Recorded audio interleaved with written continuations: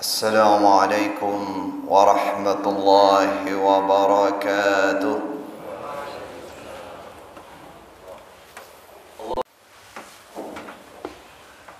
الحمد لله رب العالمين الملك الحق المبين أمرنا بالصدق ورفع شأن الصادقين وأشهد أن لا إله إلا الله وحده لا شريك له القوي المتين وأشهد أن محمدا عبده ورسوله الصادق الوعد الأمين المبعوث رحمة للعالمين صلى الله عليه وسلم وبارك عليه وعلى آله وأصحابه أجمعين ومن سار على نهجهم إلى يوم الدين. أما بعد، معاشر المسلمين وزمرة المؤمنين رحمكم الله، أوصيكم ونفسي بتقوى الله عز وجل فقد فاز المتقون. Saudaraku kaum muslimin yang dirahmati oleh Allah, marilah kita bertakwa kepada Allah Subhanahu wa taala. Wa tazawwadu fa inna khairaz zadit taqwa. Berbekallah kalian bekal yang paling baik, yang terbaik di dunia sampai di akhirat adalah ketakwaan. Wa may yattaqillah yaj'al lahu makhraja wa yarzuqhu min haitsu la yahtasib. Siapa yang bertakwa kepada Allah, Allah selalu memberikan jalan keluar dari setiap permasalahan yang menimpanya. Wa yarzuqhu min haitsu la yahtasib. Dan Allah akan selalu memberikan rezeki kepada dia dari mana dia tidak menyangkanya.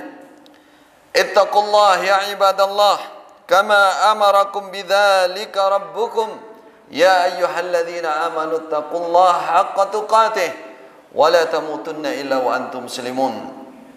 Ya ayyuhalladzina amanu ittaqullaha wa qulu qawlan sadida yuslih lakum a'malakum wa yaghfir lakum dhunubakum wa man yuti'illaha wa rasulahu faqad faza fawzan 'azima. Saudaraku kaum muslimin rahimani wa rahimakumullah, hidup yang sesungguhnya, hidup yang penuh dengan arti bagi seorang muslim jika dia bisa hidup tenang, tentram, bahagia. Kebahagiaan, ketentraman, ketenangan itu bisa didapat karena kejujuran. Maka barang siapa yang hilang kejujuran, dia akan kehilangan ketentraman dan ketenangan. Bahkan hidupnya akan selalu dalam kegusaran, bahkan akan timbul kekacauan gara-gara hilangnya kejujuran. Kita sering mendengar orang-orang tua kita di Jawa mengatakan jujur itu mujur, jujur itu beruntung, jujur itu membawa keberuntungan. Karena itulah agama kita Islam ini selalu konsen di dalam mengingatkan masalah kejujuran. Bahkan ini adalah satu kewajiban dalam Islam kita yang ayatnya terdapat puluhan ayat di dalam Al-Quran. Allah pencipta kita selalu mengingatkan kita agar selalu berada dalam kejujuran. Ya ayyuhalladzina amanu taqullaha wa kunu ma'as sadiqin. Wahai orang-orang yang beriman, kita dipanggil secara khusus oleh Allah. Kata sahabat Abdullah bin Mas'ud, ketika ayat Al-Quran diawali dengan ya ayyuhalladzina amanu fastami'u wa ansitu. Sahabat Nabi mengatakan ketika ayat Al-Quran diawali dengan panggilan ya ayyuhalladzina amanu, itu adalah panggilan khusus. Itu adalah panggilan rasa cinta dan rahmat Allah khusus kepada orang iman.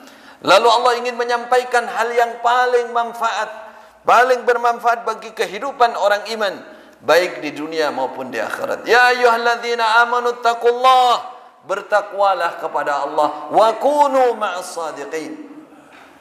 Beradalah kalian, selalulah ada kalian, menjadilah kalian as-sadiqin, orang-orang yang jujur. Banyak sekali peringatan dari Allah di dalam ayat Al-Quran. Rasulullah sallallahu alaihi wasallam seorang nabi yang sangat mencintai umatnya, disebut dengan Nabiur Rahmah. Beliau selalu mengingatkan kita, terutama dengan masalah kejujuran ini. Rasulullah sallallahu alaihi wasallam bersabda, "Alaikum bis-sidqi." Tetapilah kejujuran, kata Rasulullah. Selalulah kalian jujur, jangan berdusta, jangan berkhianat. Fa inna sidqa yahdi ilal birr.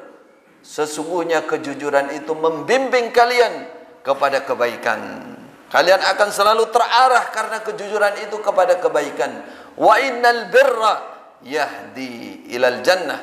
Sesungguhnya kebaikan itu menuntun kalian menuju surga Allah Subhanahu wa taala. Saudaraku kaum muslimin rahimani wa rahimakumullah, kenapa Allah dan Rasulullah sallallahu alaihi wasallam mementingkan dan selalu memotivasi hal kejujuran?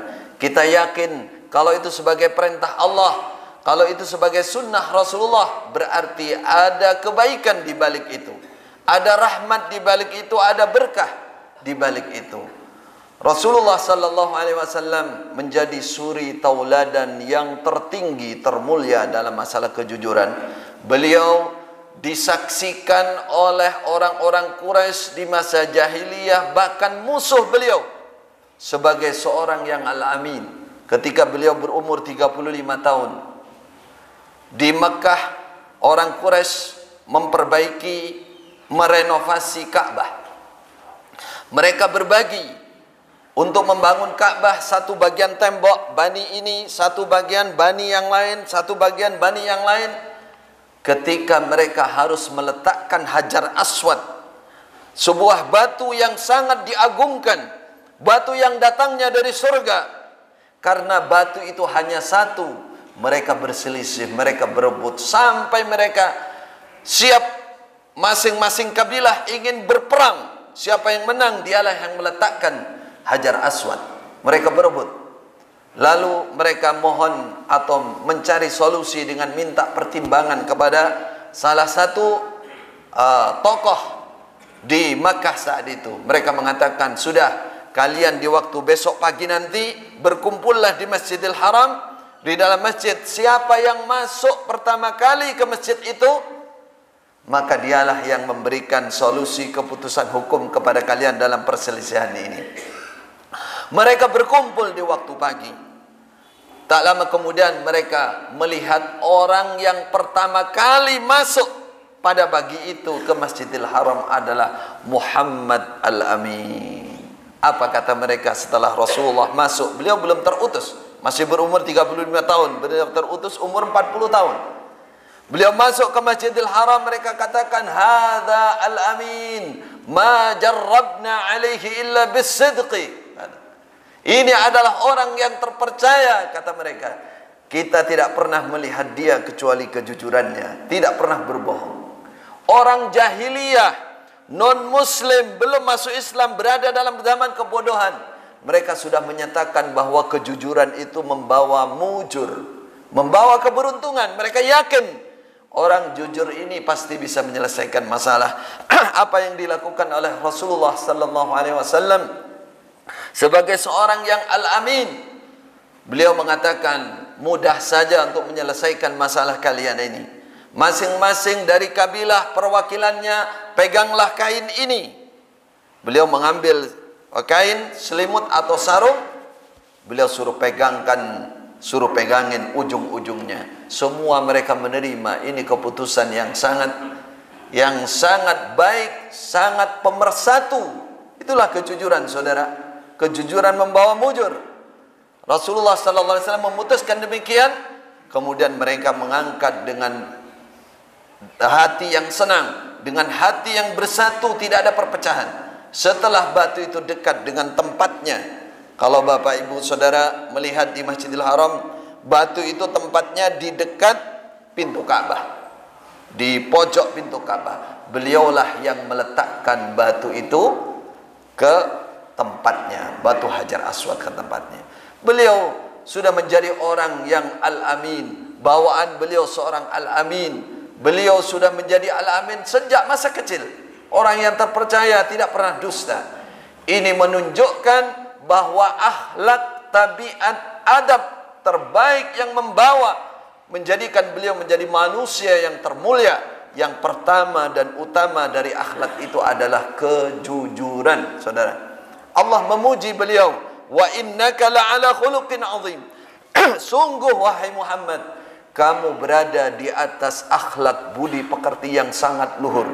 Budi pekerti yang baik itu sangat banyak, namun pondasi kejujuran yang dimiliki oleh beliau, itulah yang menyebabkan beliau dipuji oleh Allah dan dipuji oleh semua umat, bahkan musuh beliau, sampai besok di hadapan Allah Subhanahu wa ta'ala. Beliaulah yang mendapatkan syafaatul kubra, bisa mensyafaati, bisa menolong semua umat. Bapak ibu saudaraku kaum muslimin rahimani wa rahimakumullah, kejujuran dalam Islam menjadi prioritas. Kenapa demikian? Setidaknya ada 3 hal dalam masalah kejujuran ini yang akan dibawa oleh kehidupan manusia. Yang pertama, kejujuran itu adalah membawa ketenangan hidup. Hati kita menjadi tenang, hati kita menjadi tentram karena kita jujur, tidak berdusta.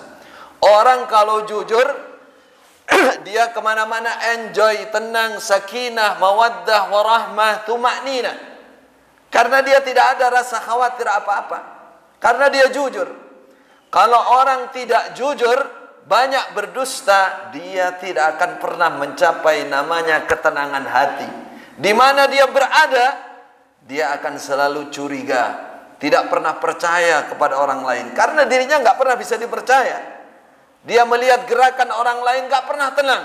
Dia titipkan uang, dia pinjamkan uang, dia berjual beli, mau membeli sesuatu, mempercayakan sesuatu, nggak bisa tenang dia.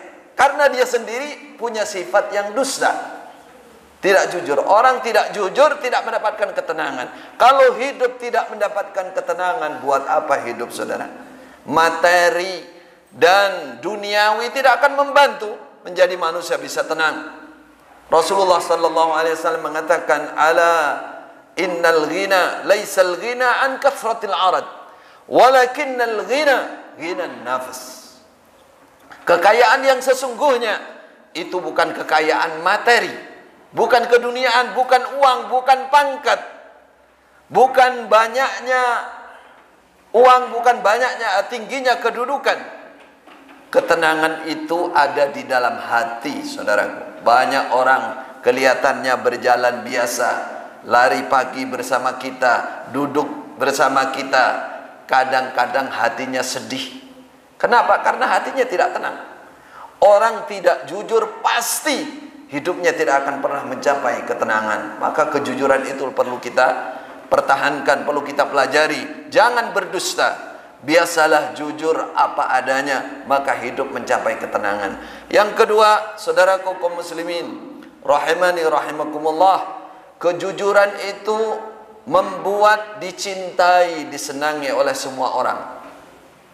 Orang kalau tidak jujur, pasti semua orang tidak senang.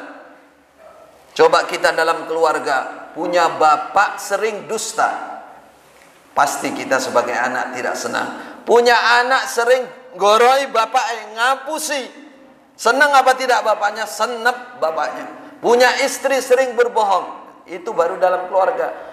Dalam masyarakat kita punya pemimpin, misalkan dia sering berdusta, berkhianat, bagaimana rakyatnya? Mengeluh, tidak pernah senang. Ada orang kaya, banyak dustanya, juga orang nggak senang. Nah, kalau di mana-mana tidak disenangi orang, kita punya teman tapi sering berdusta, pasti kita tidak senang. Jadi orang suka berdusta itu tidak dicintai orang banyak. Dia akan dikucilkan. Dia akan dikucilkan, dia akan dijauhkan. Walaupun secara fisik mungkin dekat, tapi hati orang tidak akan pernah dekat dengan orang yang banyak dusta. Pasti orang membenci dia. Padahal orang Islam, orang iman, kata Rasulullah sallallahu alaihi wasallam, diingatkan jangan menjadi terjeleknya manusia. Seorang muslim Muslim itu bermakna al-muslim. Man salimal muslimuna min lisanihi wa yadihi. Yang namanya orang Islam, muslim, aslama yuslimu, man salima, orang lain selamat dari lisan dan tangan dia. Lisannya sering berdusta. Setiap orang yang mendekat ke dia mesti kena. Kalau enggak duitnya, kalau enggak apanya, kena orang berkhianat, orang berdusta. Maka ini bukan muslim sejati. Rasulullah sallallahu alaihi wasallam pernah didatangi seorang yang banyak melakukan kemaksiatan, banyak berkhianat, banyak berdusta. Sebelum dia masuk ke rumah Rasulullah sallallahu alaihi wasallam, beliau bilang kepada istrinya, kepada Sayyidah Aisyah, wahai Aisyah, hadza bi'sa ibnul ashir. Ini adalah seburuk-buruknya orang di dalam keluarga karena pengkhianat, pendusta. Rasulullah menyatakan seperti itu. Lalu dia masuk. Ketika orang ini masuk, bertamu kepada beliau, beliau alanal qaul, tapi beliau baik dengan orang ini, mempersilahkan duduk, kata orang Jawa, kupuh, lungguh, sukuh, ya. Setelah duduk, kemudian dia pergi. Apa kata Ibu Aisyah? Beliau mengingatkan Rasulullah, bertanya kepada Rasulullah, wahai Rasul, ini orang buruk, orang jelek, banyak berkhianat, banyak dusta. Tapi kenapa setelah dia duduk di depan engkau hormati dia, engkau hargai dia, dan engkau melemah lembutkan ucapan kepada dia? Rasulullah sallallahu alaihi wasallam bersabda, inna min syarrin nas man tarakahun nas ittiqa'a fuhsyih. Sesungguhnya seburuk-buruknya manusia orang yang ditinggalkan oleh orang lain, tidak ada yang senang dengan dia. Ittiqa'a fuhsyih, karena buruknya perbuatan dia. Fuhsyih yang paling tinggi itu adalah dusta, tidak jujur. Karena itulah dalam ayat Allah menggandeng dengan kesyirikan. Wajtanibur rijsa minal awsan wajtanibu qaulaz zur. Jauhilah patung-patung yang kotor itu, kata Allah. Ar-rijsa minal awsan wajtanibu qaulaz zur. Hindari ucapan dusta dalam Al-Quran. Ini menunjukkan fuhsyu, fahisyah, keburukan di dalam Islam yang paling tinggi di dalam masalah akhlak adalah ketidakjujuran, adalah dusta. Kata Rasulullah, orang terburuk jika dihindari, dijauhi oleh orang lain karena keburukannya, yaitu yang tertinggi adalah kedustaannya. Ada seorang pemimpin dalam sejarah Islam terkenal, namanya Hajjaj bin Yusuf.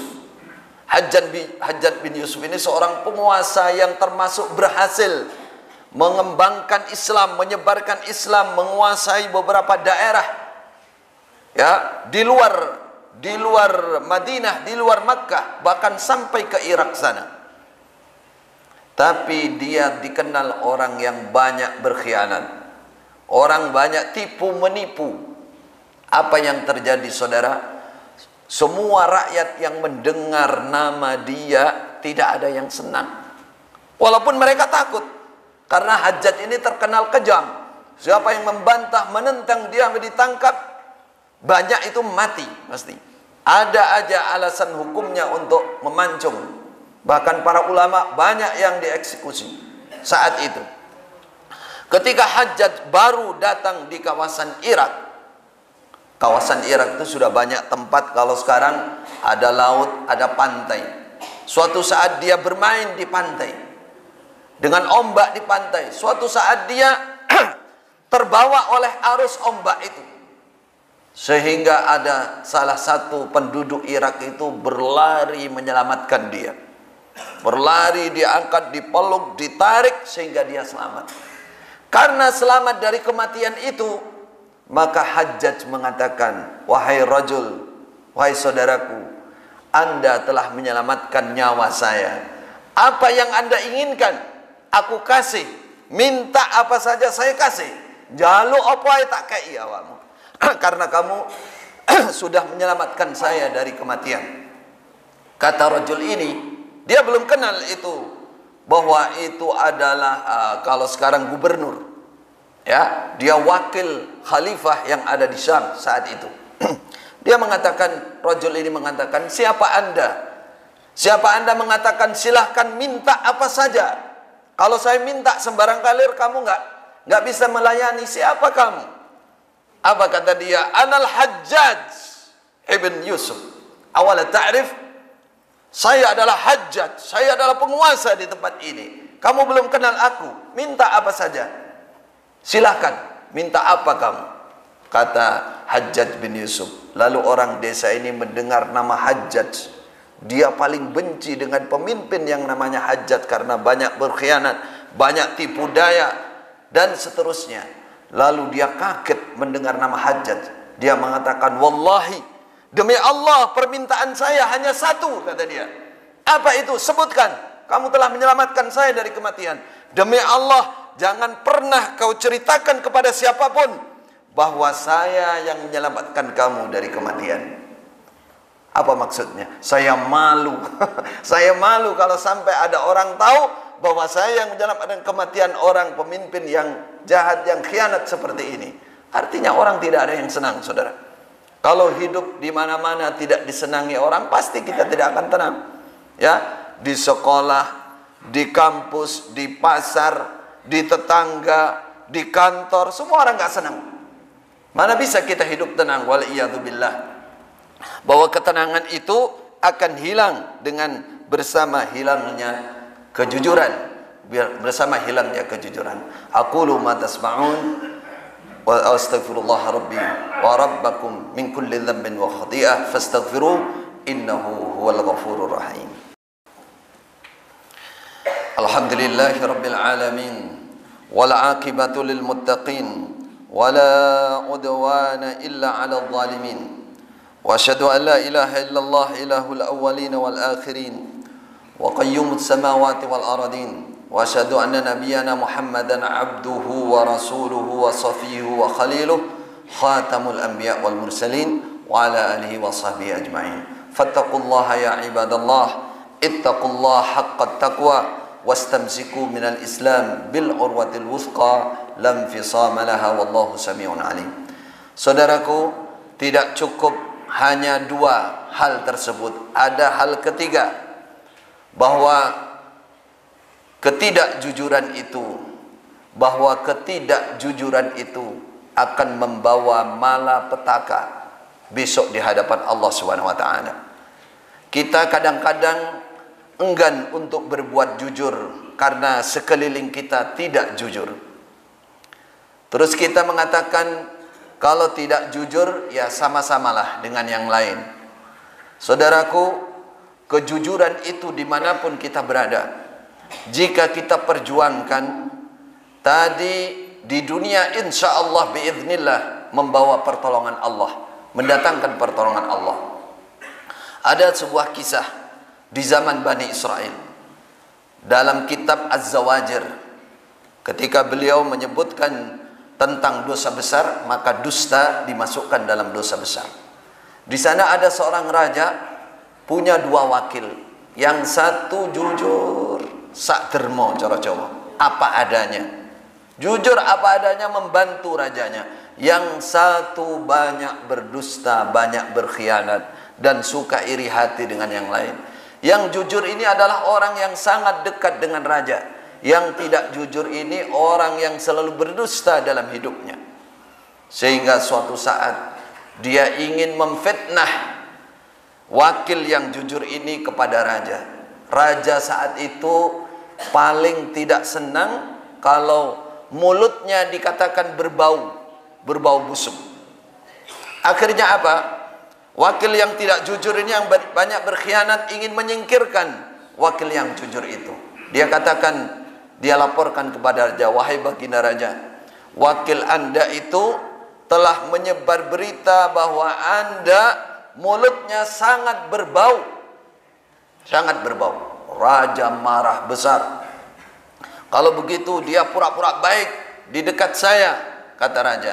Berarti dia pengkhianat.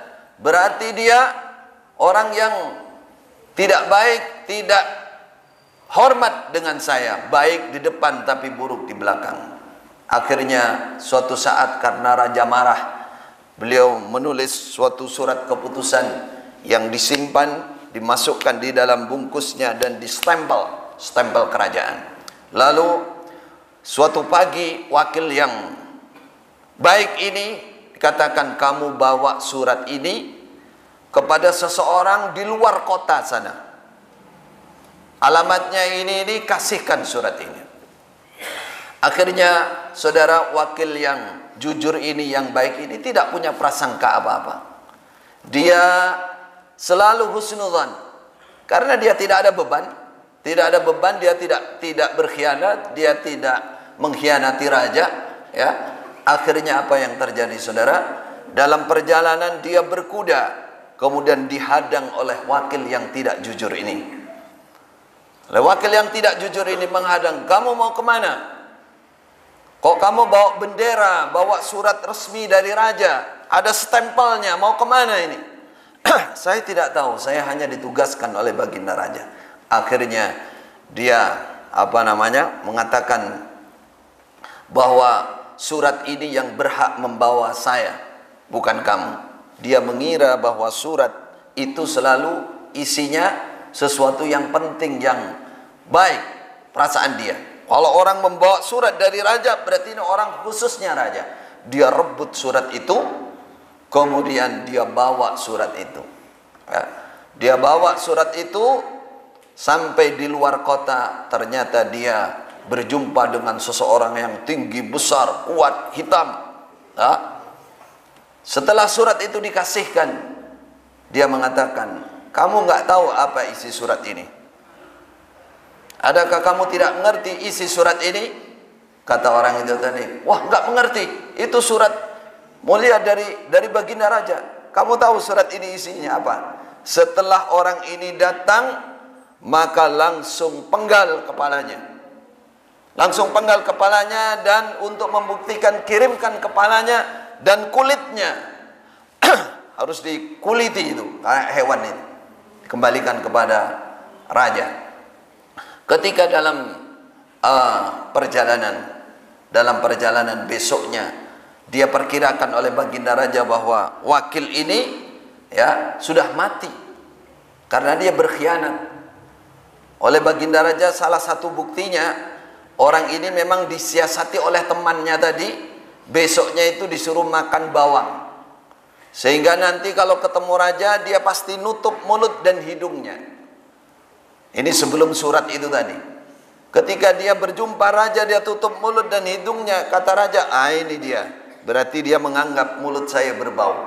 Dengan bukti itu, baginda akhirnya memutuskan untuk menggal dia. Tapi keesokan harinya, wakil yang baik ini ternyata datang tetap seperti biasanya. Dia kaget. Baginda raja ingat, loh, kamu kok masih hidup? Kenapa Anda masih hidup? Harusnya kamu sudah mati, katanya. Ternyata saudara, yang mati adalah teman yang tidak jujur ini. Barulah dia bercerita bahwa semua itu adalah fitnah. Kata baginda raja, saya dilaporkan oleh dia bahwa kamu adalah pengkhianat. Kamu yang menyebarkan berita bahwa mulut saya berbau. Oh tidak, baginda raja. Kenapa kamu ketika ketemu saya nutup